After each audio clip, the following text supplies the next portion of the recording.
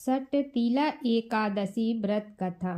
नारद मुनि त्रिलोक भ्रमण करते हुए भगवान विष्णु के धाम बैकुंठ पहुँचे। वहां पहुंचकर उन्होंने बैकुंठपति को प्रणाम करके उनसे अपनी जिज्ञासा व्यक्त करते हुए प्रश्न किया कि प्रभु, सटतिला एकादशी की क्या कथा है और इस एकादशी को करने से कैसा पुण्य मिलता है। देवर्षि द्वारा विनीत भाव से इस प्रकार प्रश्न किए जाने पर लक्ष्मीपति भगवान विष्णु ने कहा, प्राचीन काल में पृथ्वी पर एक ब्राह्मणी रहती थी। ब्राह्मणी मुझ में बहुत ही श्रद्धा एवं भक्ति रखती थी। यह स्त्री मेरे निमित्त सभी व्रत रखती थी। एक बार इसने 1 महीने तक व्रत रखकर मेरी आराधना की। व्रत के प्रभाव से स्त्री का शरीर तो शुद्ध तो हो गया, परंतु यह स्त्री कभी ब्राह्मण एवं देवताओं के निमित्त अन्न दान नहीं करती थी। अतः मैंने सोचा कि यह स्त्री वैकुंठ में रहकर भी अतृप्त रहेगी। अतः मैं स्वयं एक दिन भिक्षा लेने पहुंच गया। स्त्री से जब मैंने भिक्षा की याचना की, तब उसने एक मिट्टी का पिंड उठाकर मेरे हाथों पर रख दिया। मैं वह पिंड लेकर अपने धाम लौट आया। कुछ दिनों पश्चात वह स्त्री भी देह त्याग कर मेरे लोक में आ गई। यहाँ उसे यह कुटिया और आम का पेड़ मिला। खाली कुटिया को देखकर वह स्त्री घबरा कर मेरे समीप आई और बोली कि मैं तो धर्मपरायण हूँ, फिर मुझे खाली कुटिया क्यों मिली है। तब मैंने उसे बताया कि यह अन्न दान नहीं करने तथा मुझे मिट्टी का पिंड देने से हुआ है। मैंने फिर उस स्त्री से बताया कि जब देव कन्याएं आपसे मिलने आएं, तब आप अपना द्वार तभी खोलना जब वे आपको सटतिला एकादशी के व्रत का विधान बताएं। स्त्री ने ऐसा ही किया और जिन विधियों को देव कन्या ने कहा था, उस विधि से ब्राह्मणी ने सटतिला एकादशी का व्रत किया। व्रत के प्रभाव से उसकी कुटिया अन्न धन से भर गई। इसलिए हे नारद, इस बात को सत्य मानो कि जो व्यक्ति इस एकादशी का व्रत करता है और तिल एवं अन्न दान करता है, उसे मुक्ति और वैभव की प्राप्ति होती है। हालांकि हमारे शास्त्रों में कहीं भी व्रत करने का प्रावधान नहीं है। व्रत विधान के विषय में जो पुलस्त्य ऋषि ने दलभ्य ऋषि को बताया, वह यहाँ प्रस्तुत है। ऋषि कहते हैं, माघ का महीना पवित्र और पावन होता है। इस मास में व्रत और तप का बड़ा ही महत्व है। इस माह में कृष्ण पक्ष में आने वाली एकादशी को सटतिला एकादशी कहते हैं। सटतिला एकादशी के दिन मनुष्य को भगवान विष्णु के निमित्त व्रत रखना चाहिए।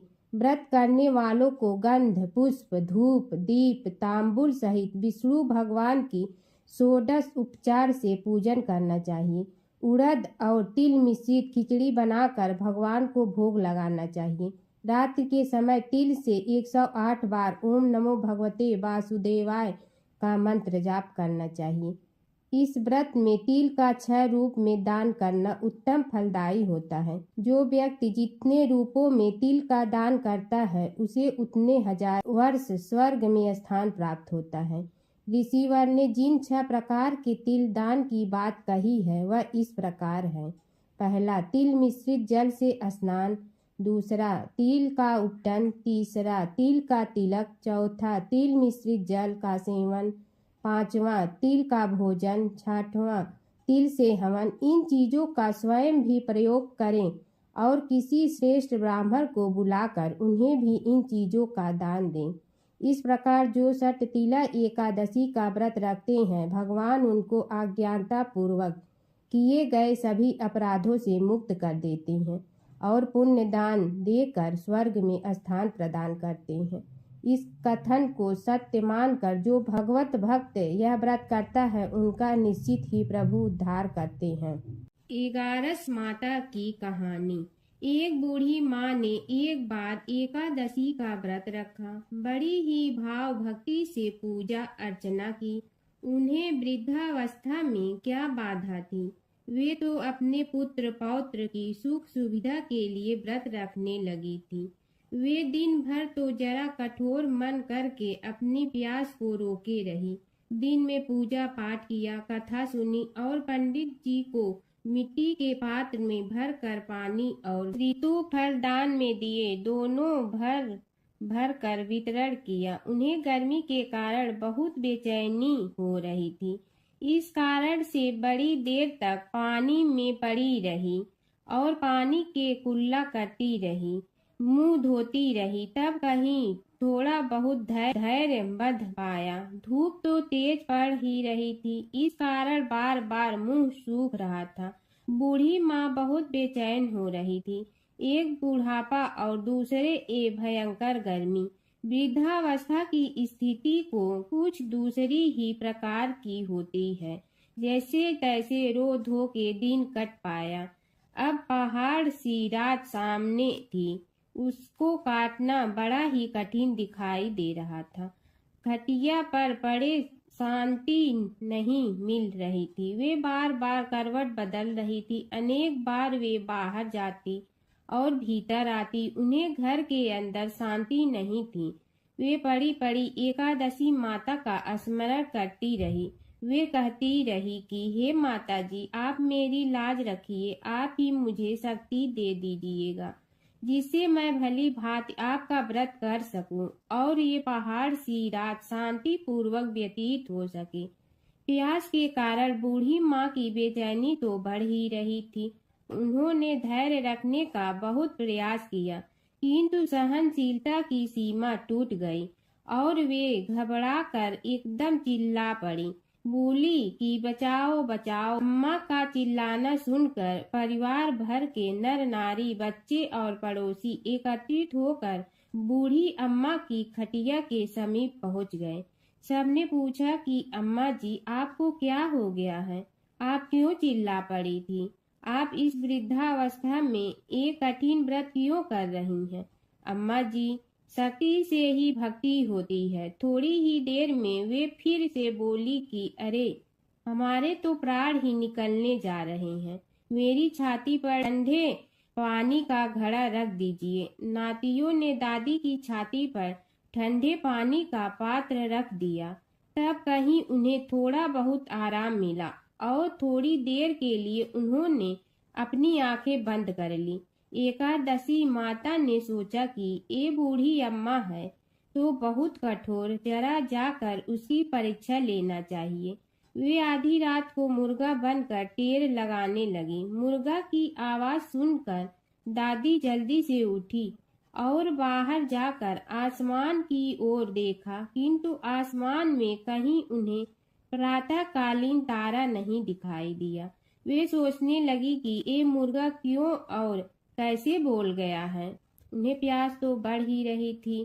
थोड़ा बहुत उनका मन भी विचलित होने लगा था, किंतु अंत में उन्होंने दृढ़ निश्चय किया कि मैं अब व्रत को पूर्ण करके ही छोड़ूंगी, चाहे भले ही मेरे प्राण निकल जाए। ये सोचकर फिर वे खटिया पर शिथिल होकर लेट गई। थोड़ी ही देर में एकादशी माता ने उनकी फिर से परीक्षा लेनी चाहिए।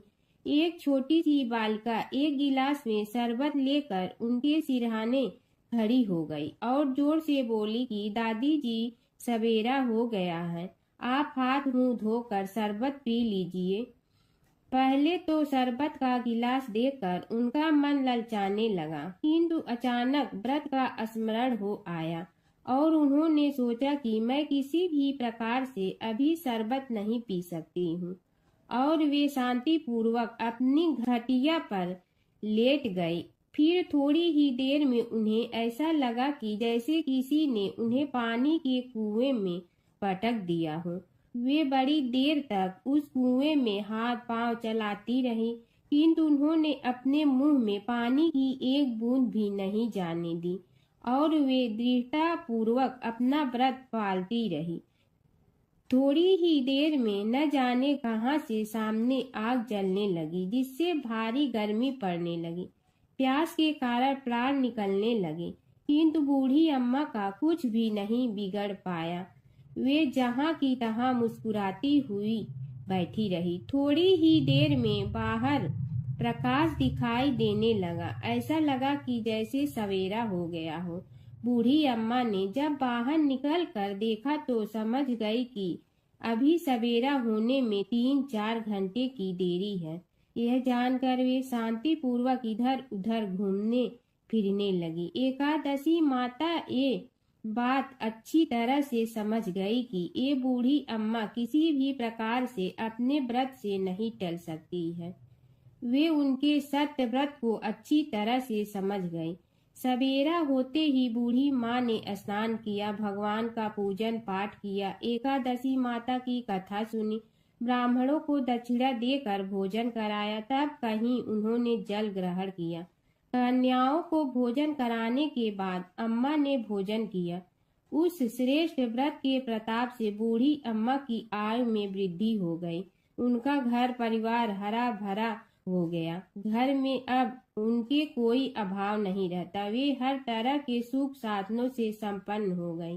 नाती नतीनों से उनका घर भर गया और वे उसी दिन से 12 महीने की एकादशी का व्रत करने लगी। एकादशी माता के व्रत के प्रताप से इस संसार में हर प्रकार के सुख भोग कर अंत में वैकुंठ धाम को चली गई।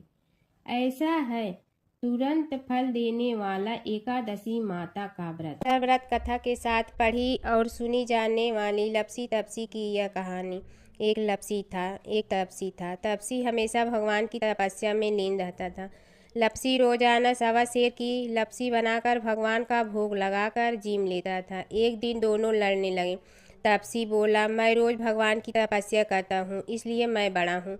लपसी बोला, मैं रोज भगवान को 1.25 सेर लपसी का भोग लगाता हूँ, इसलिए मैं बड़ा हूँ। नारद जी वहाँ से गुजर रहे थे। दोनों को लड़ता देखकर उनसे पूछा कि तुम क्यों लड़ रहे हो। तपसी ने खुद के बड़ा होने का कारण बताया और लपसी ने अपना कारण बताया। नारद जी बोले, तुम्हारा फैसला मैं करूँगा। दूसरे दिन लपसी और तपसी नहाकर अपनी रोज की भक्ति करने आए तो नारद जी ने छुपकर 1.25 करोड़ की एक एक अंगूठी उन दोनों के आगे रख दी। तपसी की नज़र उस अंगूठी पर पड़ी जो उसने चुपचाप अंगूठी उठाकर अपने नीचे दबा ली। तब लपसी की नज़र अंगूठी पर पड़ी, लेकिन उसने ध्यान नहीं दिया। भगवान को भोग लगाकर लपसी खाना खाने लगा। नारद जी सामने आए तो दोनों ने पूछा कि कौन बड़ा, तो नारद जी ने तपसी से खड़ा होने को कहा। वो खड़ा हुआ तो उसने नीचे दबी अंगूठी दिखाई पड़ी। नारद जी ने लपसी से कहा, तपस्या करने के बाद भी तुम्हारी चोरी करने की आदत नहीं गई, इसलिए लपसी बड़ा है और तुम्हें तुम्हारी तपस्या का कोई फल भी नहीं मिलेगा। तपसी शर्मिंदा होकर माफ़ी मांगने लगा। उसने नारद जी से पूछा, मुझे मेरी तपस्या का फल कैसे मिलेगा। नारद जी ने कहा, यदि कोई गाय और कुत्ते की रोटी नहीं बनाएगा तो फल तुम्हें मिलेगा। यदि कोई ब्राह्मण को भोजन करवा कर दक्षिणा नहीं देगा तो फल तुम्हें मिलेगा। यदि कोई साड़ी के साथ ब्लाउज नहीं देगा तो फल तुझे मिलेगा। यदि कोई दिए से दिया जलाएगा तो फल तुम्हें मिलेगा। यदि कोई सारी कहानी सुने लेकिन तुम्हारी कहानी नहीं सुने तो फल तुझे मिलेगा। उसी दिन से हर व्रत कथा कहानी के साथ लपसी तपसी की कहानी भी सुनी और कही जाती है। ओम जय जगदीश हरे, स्वामी जय जगदीश हरे। भक्त जनों के संकट क्षण में दूर करे। ओम जय जगदीश हरे। जो ध्यावे फल पावे, दुख बिन दे मन का। सुख संपत्ति घर आवे, कष्ट मिटे तन का। ओम जय जगदीश हरे। मात पिता तुम मेरे, शरण कहूँ किसकी। तुम विनय और न दूजा, आस करूँ जिसकी। ओम जय जगदीश हरे। तुम पूर्ण परमात्मा, तुम अंतर्यामी। पार ब्रह्म परमेश्वर, तुम सबके स्वामी। ओम जय जगदीश हरे। तुम बिंदा के सागर, तुम पालन करता। मैं मूर्ख कल काम, कृपा करो भरता। ओम जय जगदीश हरे। तुम हो ये कय गोचर सबके प्राणपति, किस विधि मिलूं दया में तुमको मैं कुमति। ओम जय जगदीश हरे। दीन बंधु दुख हरता तुम रक्षक मेरे, अपने हाथ उठाओ द्वार पड़ा तेरे। ओम जय जगदीश हरे। विषय विकार मिटा पाप हरो देवा, श्रद्धा भक्ति बढ़ाओ संतन की सेवा। ओम जय जगदीश हरे। तन मन धन सब तेरा, स्वामी सब कुछ है तेरा। तेरा तुझको अर्पण क्या लागे मेरा। ओम जय जगदीश हरे। जय जगदीश हरे। स्वामी जय जगदीश हरे। भक्त जनों के संकट क्षण में दूर करे। ओम जय जगदीश हरे। स्वामी जय जगदीश हरे।